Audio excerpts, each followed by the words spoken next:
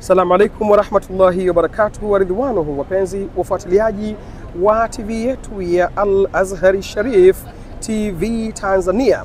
Tupo katika viwanja vitukufu vya Mina tukifanya maandalizi ya kuelekea Arafa, lakini katika bahati miongoni mwa bahati TV hii imepata ni kukutana na wakongwe katika shughuli za ibada, wakongwe katika masaili ya jamii, lakini wakongwe katika maarifa mbalimbali yanayoendana na shughuli hizi na nyinginezo.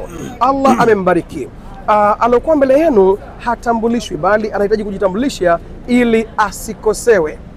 Kwa idhini yako, karibu kiongozi, tukujue kwa jina, lakini na baadhi ya harakati ambazo huenda unazisimamia au unazifanya kwa ukongwe wako katika ibada hizi, ili wapenzi wafuatiliaji wanaokuona leo wapate kukutambua. Asante sana mtangazaji, kunipa nafasi kwangu ni adhimu kuweza kuzungumza machache katika viwanja hivi vya Mina, ambapo ndipo ilipo kambi ya mahujaji. Wako hapa kwa ajili ya kutekeleza ibada ya hija, na mimi nikiwa ni mmoja kati wa watekelezaji wa ibada hiyo ya hija. Ya Rabbi, nikubalie na utukubalie sote tulioko hapa. Jina langu mimi naitwa Juma Manga, kitaaluma ni mwanahabari na mtangazaji mkongwe wa siku nyingi, ambaye nimewahi kutengeneza documentary kadhaa zinazohusiana na masuala ya hija katika mji huu mtakatifu wa Maka. Kadhalika pia sauti hii imekuwa ikitumika katika baadhi ya matangazo ambayo yamekuwa yakitumika katika maeneo mbalimbali ya hapa Maka. Nimepata fursa, ikiwa miongoni mwa fursa ambazo nimeweza kuzitumia vizuri kutekeleza ibada hija, na nikiri kwamba siku hadi siku ndugu zetu wa Saudi Arabia chini ya Wizaratul Hajj wamekuwa na mabadiliko makubwa, wakiangalia zile changamoto ambazo zimekuwa zikitokezea siku hadi siku kuona hazijirejei. Mwaka huu tuko katika hali nzuri kama unavyoona. Kitu kikubwa ambacho tunatakiwa kukiangalia kwanza ni unadhifu. Mina ni nadhifu, Mina ni safi, Mina imebadilika, Mina imekuwa na ma-AC na utaratibu mzuri. Hali ya kiafya ya mahujaji haiwezi kutetereka kukosekana kwa hali ya hewa nzuri ya kibaridi. Mpaka sasa hali ni nzuri ya jingine kwamba huduma ambazo zimekuwa zikitolewa sasa hivi, tumekuwa tukihudumiwa kwa chakula kizuri kilichoboreka tofauti na miaka ya nyuma. Alhamdulillah rabbil alamin. Changamoto ambazo zipo kwa sasa, ni watu wengi kutoka nyumbani Tanzania, Zanzibar na Tanzania kwa jumla, wanakuja kutekeleza ibada hija, wamekuwa na umri wa juu.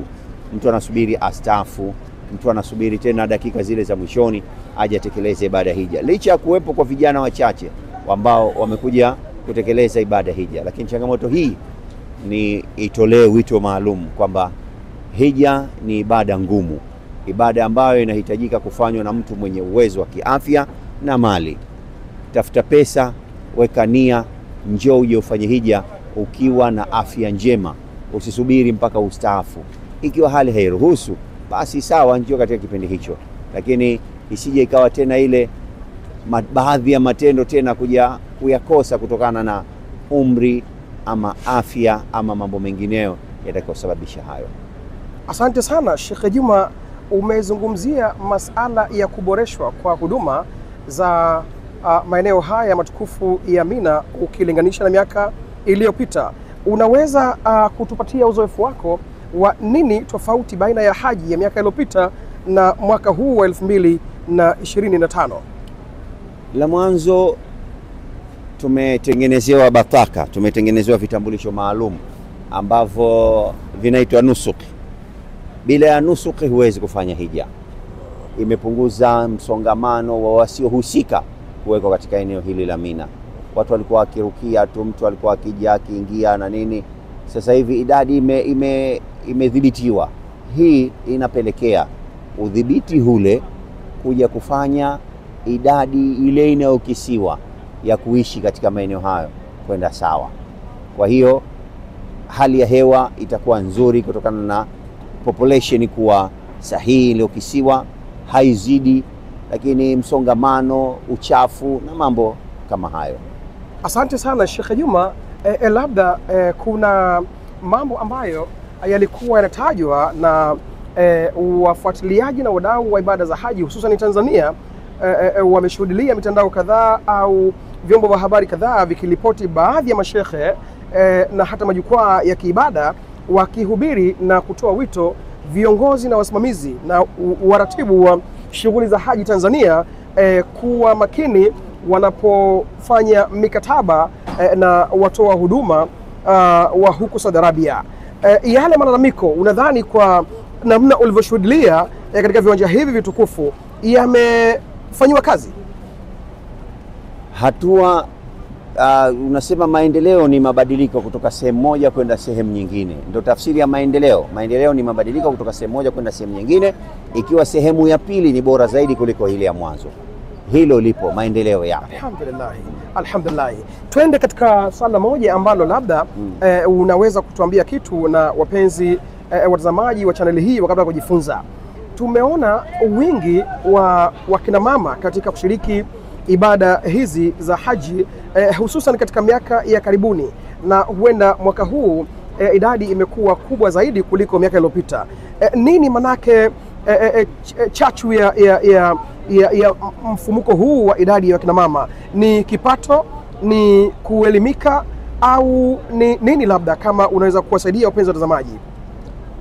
Yako mambo mengi ambayo yanatokezea katika hilo. Kubwa ni mambo mengi ya kheri. Ukitaka jambo la kheri, basi we mkabidhi mwanamke. Ukitaka shughuli yako iende, basi we mkabidhi mwanamke.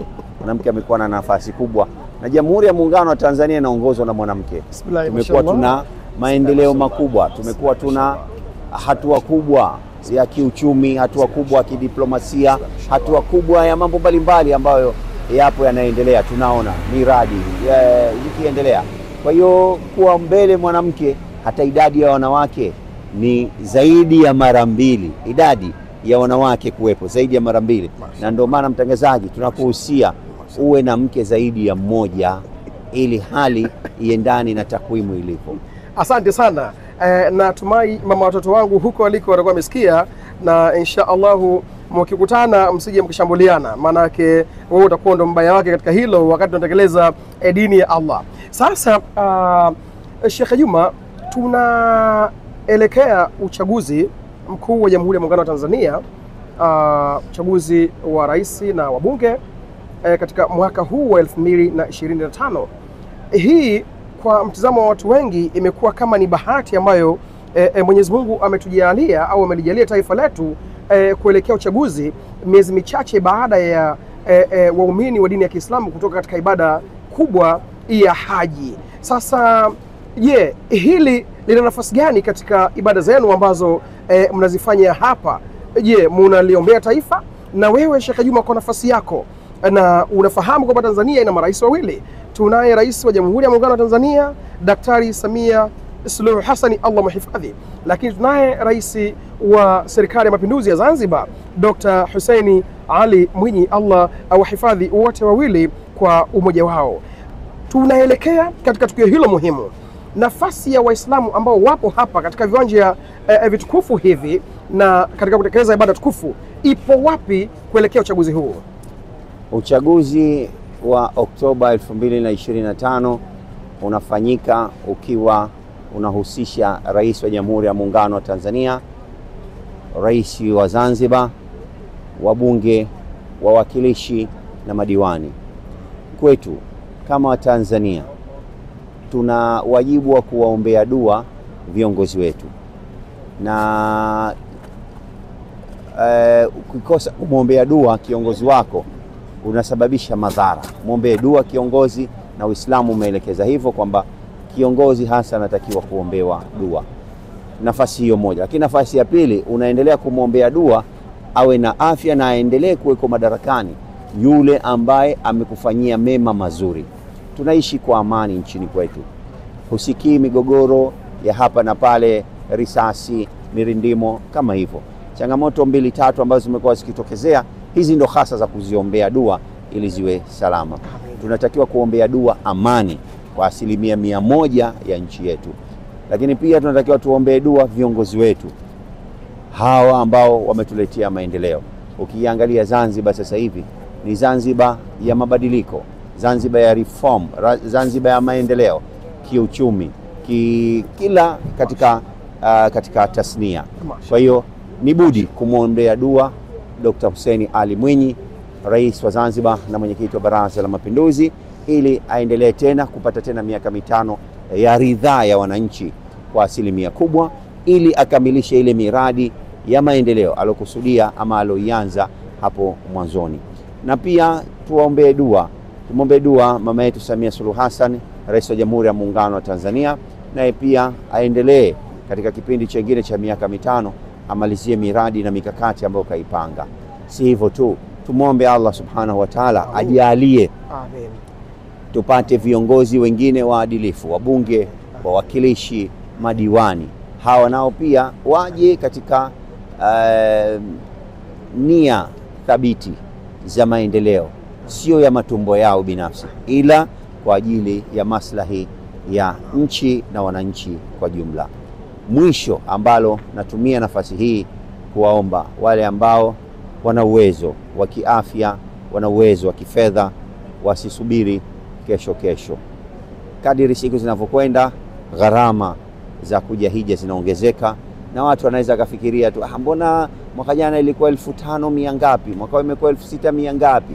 Hii yote ni kutokana na gharama na uboreshaji wa huduma ambazo tumezisemea hapo mwanzo. Nitoe wito maalum, vijana, tuje tutekeleze ibada ya hija tukiwa tuna nguvu zetu, afya yetu, ili tusije tukapata dharura za kutofanya baadhi ya matendo kutokana na sasa hali ishakuwa. Useme kwamba mie bado mimi naogopa, basi hata usisali kama unaogopa kwamba kuna baadhi ya mambo labda hayajakaa sawa. Unaswali, inna salata tanha anil fahsha'i wal munkar, kwa sababu itakutoa sala, itakutoa katika maovu na munkar. Lakini unakuja hija ukitegemea alhajj mabrur laisa lahu jazaa'u ila aljanna, unakwenda peponi baada ya kutekeleza ibada ya hija isiyo na mikwaruzo na misukosuko ya kupelekea kuvunja hija yako.